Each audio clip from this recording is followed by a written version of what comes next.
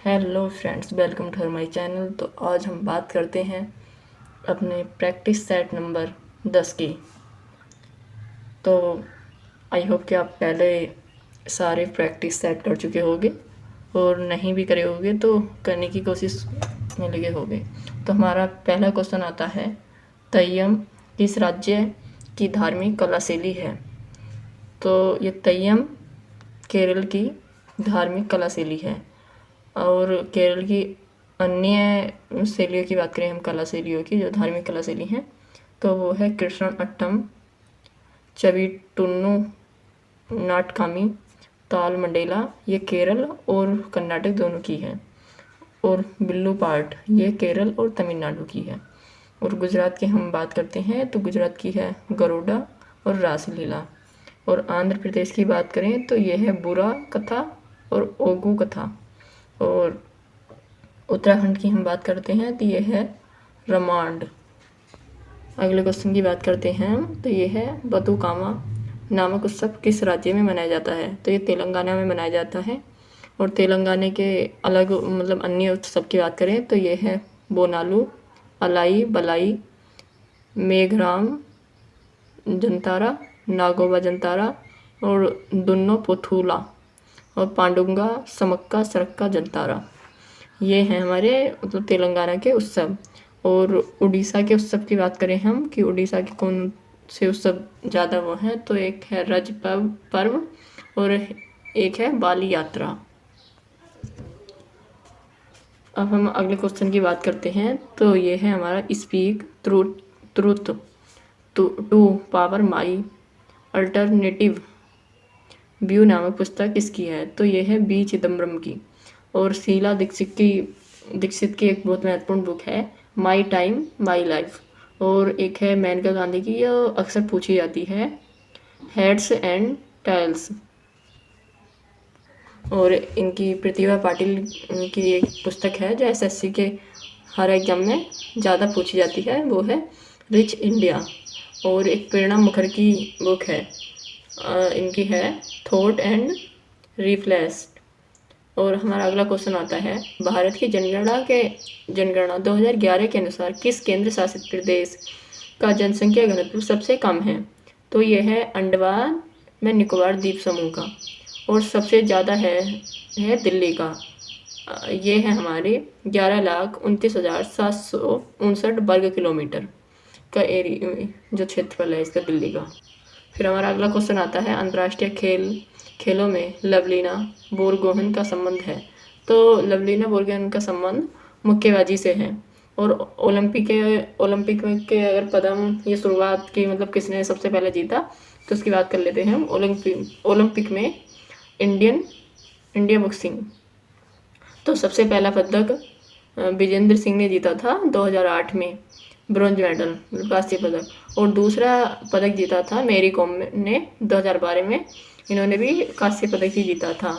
और इनका जो वेट था उठाने का वो 51 kg था। और तीसरा पदक हमारा लवलीना बोरगोहेन ने जीता था 2020 में, इन्होंने भी कांस्य पदक जीता था। और इन्होंने टोक्यो में जीता था 69 kg का इनका जो वेट था वो था। और 2023 में वर्ल्ड चैम्पियनशिप में गोल्ड मेडल जीत चुकी हैं लवलीना बोरगोहेन।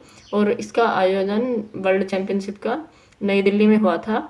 और लवलीना बोरगोहेन को खेल रत्न पुरस्कार 2021 में मिल चुका है।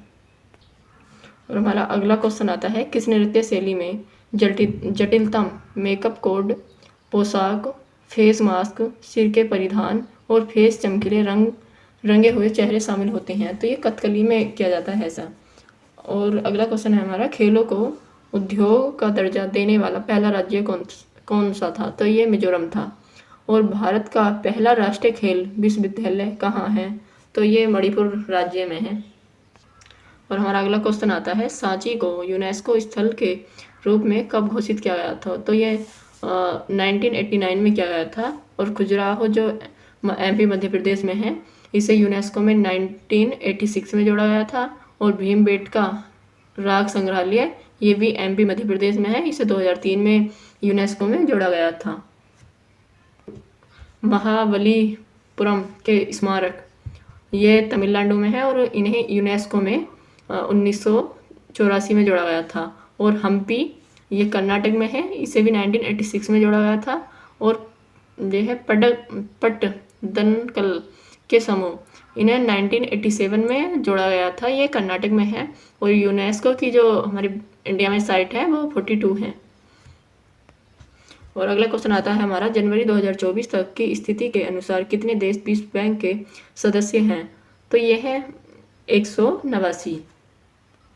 और विश्व बैंक के कुछ महत्वपूर्ण पॉइंटों के बारे में हम बात कर लेते हैं कि क्या है। तो इसमें 189 सदस्य हैं। और इसमें सबसे लास्ट का सदस्य जो है वो नोरू है।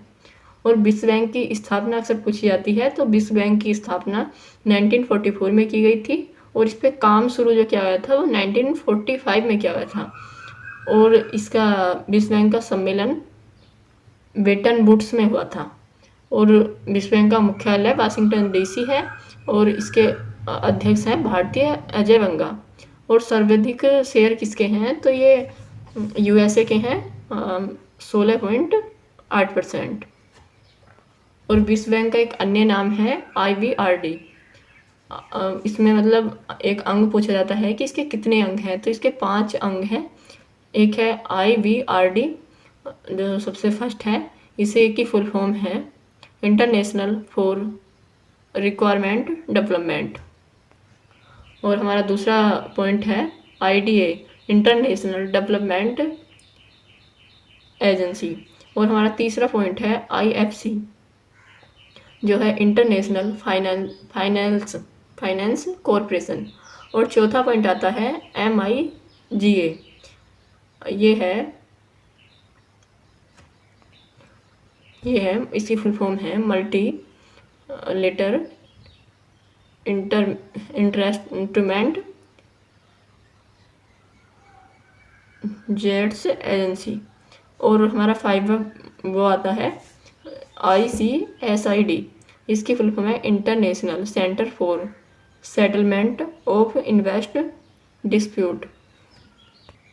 और हम बात करते हैं आर्टिकल के बारे में। जो आर्टिकल 58 है, इसमें राष्ट्रपति के पद की योग्यता है। और आर्टिकल 52 इसमें राष्ट्रपति का पद है।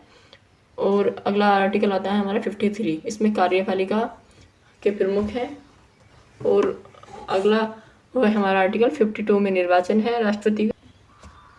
और आर्टिकल 55 में है राष्ट्रपति का कोटा। और आर्टिकल 56 में है राष्ट्रपति का कार्यकाल जो 5 वर्षों का होता है।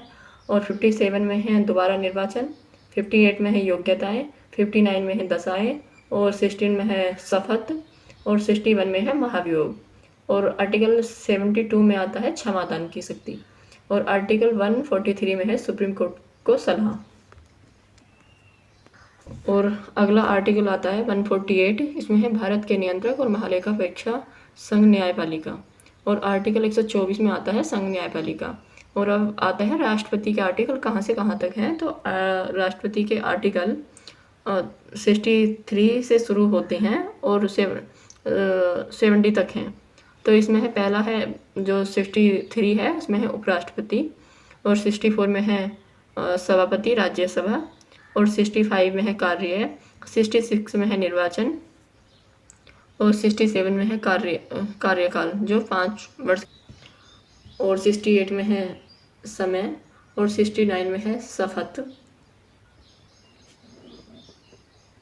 और 70 में है राष्ट्रपति के कार्यों का प्रारंभ में कुछ प्रकार के प्रावधानों द्वारा पालन किया जाता है।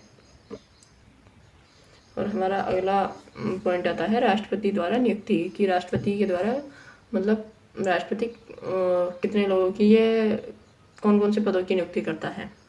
तो भारत के मुख्य न्यायाधीश की नियुक्ति राष्ट्रपति करता है। उच्च न्यायालय के न्यायाधीश की, राज्यपाल की, वित्त आयोग अध्यक्ष की।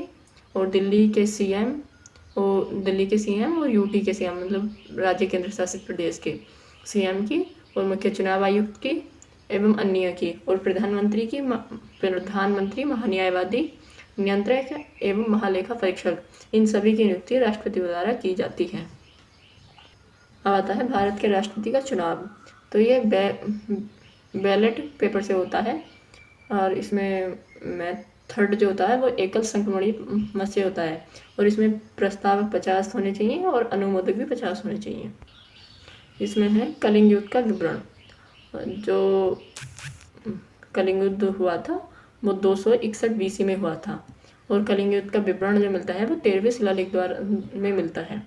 और ये कलिंग युद्ध कहाँ हुआ था, तो ये दया नदी के किनारे हुआ था, और वर्तमान में कलिंग की स्थिति उड़ीसा में है। और मौर्य काल में एग्रोनोमाई अधिकारी का संबंध किस क्षेत्र से था, तो ये है मार्ग निर्माण से एवं नदी और कृषि से। और एक इसमें मौर्य काल में होता था सीताध्यक्ष, जो कृषि का अधिकारी होता था। एक धर्माधिकारी होता था जो न्याय अधिकारी था। और अगला पॉइंट आता है अरावली पर्वत श्रेणी की सबसे ऊंची चोटी कौन सी है, तो ये गुरु शिखर है जिसकी ऊंचाई 1722 मीटर है। और सबसे प्राचीन ये अरावली पर्वत श्रेणी सबसे प्राचीन श्रेणी है कि सबसे पुरानी है, और किन राज्यों से होकर ये गुजरती है, तो ये हैं दिल्ली, हरियाणा, राजस्थान और गुजरात। और अगला क्वेश्चन है वेम्बनाड झील कहाँ है, तो ये केरल में है और भारत की सबसे लंबी झील है ये। इसकी लंबाई 965 किलोमीटर है। और अगला क्वेश्चन है हमारा, कौन सी नदी होंग नक्का जलप्रपात निर्मित करती है, तो ये कावेरी नदी करती है। और कावेरी नदी पर शिव समुद्रम जलप्रपात बना हुआ है। जो ये शिव समुद्रम जलप्रपात है ये एशिया का पहला विद्युत ग्रह है, जो 1902 में बना था, 1902 में बना था। और अगला क्वेश्चन हमारा, भारत का सबसे ऊंचा जलप्रपात कौन सा है, तो ये कुचिकल है। इसकी लंबाई 400 इसकी ऊंचाई 455 मीटर है। ये बराही नदी पर बना है, ये कुचिकुल कर्नाटक में स्थित है। एक आता है हमारा, दक्षिण भारत की एकमात्र गोखुर झील मानी जाने वाली चालकुटी झील कहाँ है, तो ये केरल में है। और गोखुर झील के अन्य नाम हैं चापकार झील और झांडन झील भी कहते हैं गोखुर झील को। और अगला क्वेश्चन आता है हमारा, दादेली वन्यजीव अभ्यारण्य कहाँ है, तो ये कर्नाटक में स्थित है। और एक अगला पॉइंट है हमारा, भगवान महावीर वन्यजीव अभ्यारण्य कहाँ है, तो ये गोवा में स्थित है। और हमारा अगला क्वेश्चन आता है, सबसे बड़ा वन्यजीव अभ्यारण्य कहाँ है, तो ये कच्छ गुजरात में है, जो जंगली गधा के लिए प्रसिद्ध है। और सबसे छोटा वन्यजीव अभ्यारण्य बोर जिला महाराष्ट्र में है। और एक आता है हमारा, किसली वन्यजीव अभ्यारण्य कहाँ है, तो ये मध्य प्रदेश में है। पेपारा वन्यजीव अभ्यारण्य केरल में है। और कोरिंग वन्यजीव अभ्यारण्य आंध्र प्रदेश में है। और एक आता है गहरी मांथा, जो ये सबसे इम्पोर्टेंट है, एसएससी का फेवरेट क्वेश्चन है। अधिकतर यहाँ से ये क्वेश्चन पूछा जाता है कि गहीर माथा वन्यजीव अभ्यारण्य कहाँ है, तो ये उड़ीसा में है। और किस लिए प्रसिद्ध है, तो ये वन्यजीव अभ्यारण्य कछुए के लिए प्रसिद्ध है। और इसमें कछुए की प्रजाति ओलिवे रेडले कछुआ की जनजाति पाई जाती है। और हम अगले क्वेश्चन की बात करते हैं, I do what I do book किसकी है, तो ये रघुराजन की बुक है। और इनकी एक बुक और प्रसिद्ध है, थर्ड प्लान।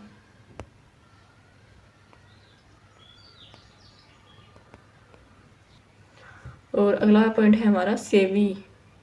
इस सेवी की फुल फॉर्म क्या है, तो इसकी फुल फॉर्म है security and exchange board of India.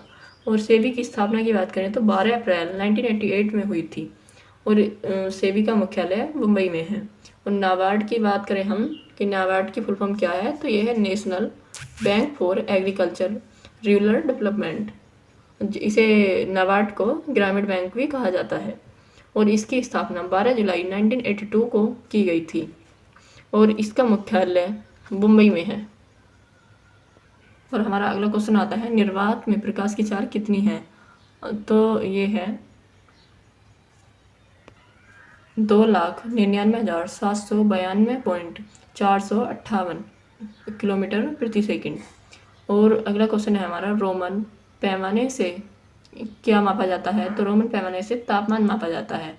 और कवक का अध्ययन किस में किया जाता है, तो यह है माइकोलॉजी।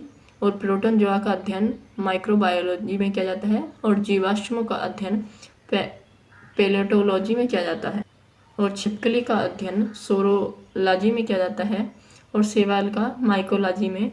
और मोनोलॉजी में अध्ययन किया जाता है फलों का। अब हम बात करते हैं हमारे लास्ट क्वेश्चन की कि किस राज्य की पुलिस ने डिजिटल प्लेटफॉर्म त्रिनेत्र 2.0 लॉन्च किया है। तो ये उत्तर प्रदेश की पुलिस ने लॉन्च किया है। ये क्वेश्चन अभी यूपी पुलिस के एग्जाम में भी पूछा गया था 17 का सेकंड शिफ्ट में, और इसका नारा है सुरक्षा आपकी संकल्प हमारा। तो आई होप कि आपको वीडियो पसंद आई हो। अगर पसंद आई हो तो एक बार कमेंट्स करके ज़रूर बताना।